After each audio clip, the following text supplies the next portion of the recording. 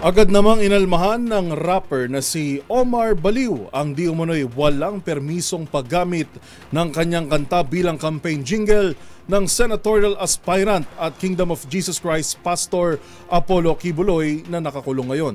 Ang mga detalye sa report ni Rose Babiera.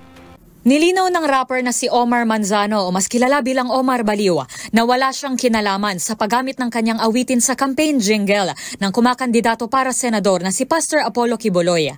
Sa isang Facebook post, nagbahagi si Omar ng video clip mula sa isinagawang proclamation rally ni Pastor Kibuloy kung saan maririnig ang mga beat ng kanyang awiting KNB. Matapos sa mamahasira ka, hindi ka niya ililigaw. Sa taong hindi bibitaw, tama ang isisigaw.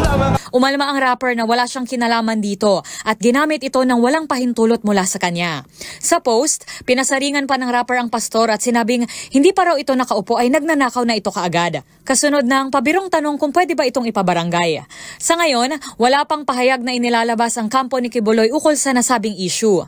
Una nang nagbigay ng paalala ang Intellectual Property of the Philippines sa mga kandidato na igalang ang intellectual property rights ng mga artists sa mga gagamiting promotional materials sa kanilang pangangampanya. Para sa MBC TV Network News, ito si Rose Babiera ng DZRH TV.